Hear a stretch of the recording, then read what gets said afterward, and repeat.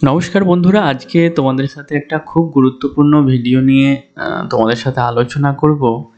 তোমরা এই ভিডিওটা শুধু মাধ্যমিক ক্যান্ডিডেট নয়, মাধ্যমিক উচ্চ মাধ্যমিক যে কোনো ছাত্রছাত্রীর জন্য খুব ইম্পর্ট্যান্ট ভিডিও। কারণ আজকে এই ভিডিওটার জন্যই তোমরা হয়তো অনেক নাম্বার বেশি পেতে পারো। আর এই ভিডিওটা তোমরা যদি দেখো, আশা করি তোমরা কিছুটা হলেও হেল্পফুল হবে। অনেকেই বলো তোমরা খুব ভালো প্রিপারেশন, তোমাদের খুব ভালো, সমস্ত কোশ্চেন তোমরা কমন পেয়েছো, প্রিপারেশন খুব ভালো, সমস্ত কোশ্চেন তোমরা কমন পেয়েছো, তবুও তোমরা পরীক্ষাতে মার্কস কম পাচ্ছ, সমস্ত কোশ্চেন তোমরা অ্যাটেন্ড করতে পারছো না। এর কারণটা কি? এত ভালো প্রিপারেশন, এত ভালো সমস্ত কোশ্চেন কমন পেয়েও তোমরা কেন মার্কসটা ভালো করতে পারছো না? তার কারণ কি জানো? তার কারণ হলো টাইম ম্যানেজমেন্ট। তোমরা ঠিকঠাক টাইম ম্যানেজমেন্টটা করতে পারছো না। Time management is the most important. Time ম্যানেজমেন্টই কিন্তু তোমাদের কাছে খুব গুরুত্বপূর্ণ। যাদের প্রিপারেশান ভালো, যারা সমস্ত কোশ্চেন কমন তোমরা পাচ্ছ, তোমরা শুধুমাত্র টাইমের জন্য কিন্তু পরীক্ষাটা তোমাদের খারাপ হচ্ছে। কোথায় কী কারণে খারাপ হচ্ছে দেখো। তোমরা ধরো প্রথমে তোমাদের 1 মার্কসের কোশ্চেন থাকে বেশিরভাগ কোশ্চেনে, তারপর 2 মার্কসের থাকে, তারপর ধরো 3 মার্কসের কিছু থাকে, তারপর 4 মার্কসের থাকে, শেষে ধরো কিছু আরও বড় কোশ্চেন থাকে। আমি ধরে নিচ্ছি এরকম একটা সিকোয়েন্স তোমাদের থাকে, ঠিক আছে? এবার এদিক ওদিক হতে পারে। তোমরা প্রথম দিকে খুব সাজিয়ে গুছিয়ে সুন্দর করে 1 মার্কসগুলো করলে, 2 মার্কসগুলো খুব সুন্দর করে করলে, খুব সুন্দর। 3 মার্কসেরগুলো খুব সুন্দর করে করলে। এরপর দেখলে ঘড়ির দিকে তোমরা তাকালে, ঘড়ির দিকে তাকিয়ে দেখলে তোমার হাতে আর টাইম আছে 1 ঘন্টা।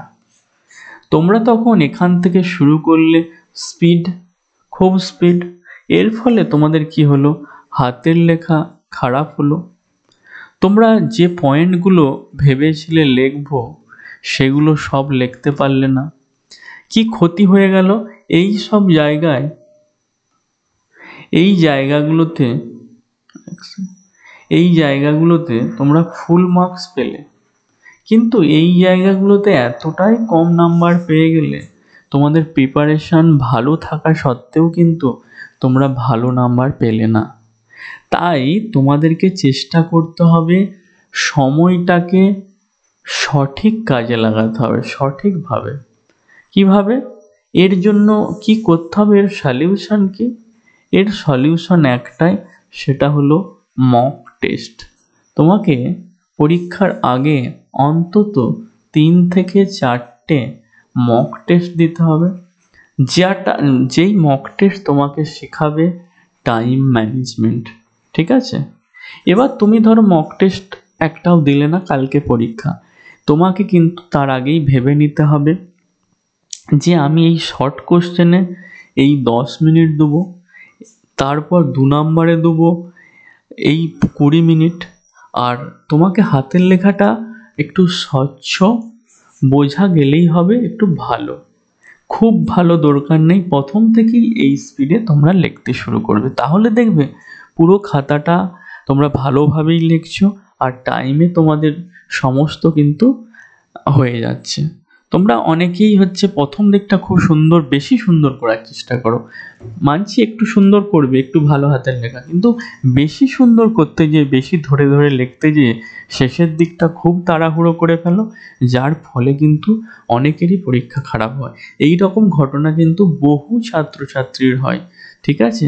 তো এই জিনিসটা তোমাদেরকে খেয়াল রাখতে হবে। যারা এখন মক টেস্ট হয়তো দেওয়ার সময় নেই, তাদেরকে বলবো তোমরা কোন জায়গায় কত নাম্বার, মানে কতটা সময় দেবে, সেটা কিন্তু অবশ্যই বাড়িতে একটু ভেবে যাবে। কোন জায়গায় কতটা সময় দেবো, যে আমি শর্ট কোশ্চেনের জন্য 10 মিনিট, এর জন্য 20 মিনিট, এর জন্য 30 মিনিট, এরকম একটা ভেবে যাবে। আর অবশ্যই একটা ঘড়ি কিন্তু নিয়ে যাবে হাতে, তাহলে কিন্তু তোমাদের টাইম ম্যানেজমেন্ট করতে অনেকটা সুবিধা হবে, ঠিক আছে? তো সকলের খুব পরীক্ষা ভালো হবে, আর টাইম ম্যানেজমেন্টের দিকটা একটু খেয়াল রেখো। আর সকলকে অল দ্য বেস্ট। আরেকটা জিনিস মাধ্যমিক পরীক্ষার্থীর জন্য বলে দিই, প্রথম 15 মিনিটটাকে কিন্তু একটু কাজে লাগাবে। এই 15 মিনিট কিন্তু এমনি এমনি দেয় না, এই 15 মিনিটটাকে কাজে লাগিয়ে কিন্তু পরীক্ষার হলে অনেক তোমরা ভালো রেজাল্ট করতে পারবে। এই 15 মিনিট কী করবে আর একবার বলে দিই, অনেকবার বলেছি, যে কোশ্চেনগুলো তোমরা পারবে সেগুলো একটু লেড পেন্সিল দিয়ে দাগ দিয়ে নেবে অল্প অল্প করে, যে এইগুলো আমি করব। ঠিক আছে? যখন উত্তর করা শুরু করবে তাহলে আর ভাবতে হবে না যেটা করব না করব না, কারণ এই প্রথম 15 মিনিটে তো এই কাজটা করে রেখেছো। ঠিক আছে? অনেকেই কিন্তু করবে না এটা, অনেকে শুধু কোশ্চেনটা দেখে যাবে, সে কিন্তু সিলেক্ট করবে না যে কোনটা করব। আর একটা জিনিস এখানে বলে দিই, শর্ট টাইপ যে টাইপ হয়তো বড় কোশ্চেনে 1+1+3 আছে, এইগুলোকে একটু বেশি চুজ করার চেষ্টা করবে। আর ভূগোলের ক্ষেত্রে যেগুলোতে হচ্ছে তোমার ছবি আঁকার পসিবিলিটি আছে সেগুলো চুজ করার চেষ্টা করবে। তাহলে কি হয়, নাম্বারটা তুমি লেখাটা একটু যদি কমা হয় তাহলে ছবিটা দেখেই কিন্তু টিচাররা অনেক সময় নাম্বার দিয়ে দেয়। তো আজকের ভিডিওটা এখানেই শেষ করলাম। ভালো লাগলে লাইক করো, নতুন হয়ে থাকলে সাবস্ক্রাইব করে পাশে থেকো। অল দ্য বেস্ট, সকলের পরীক্ষা খুব ভালো হবে। Thank you.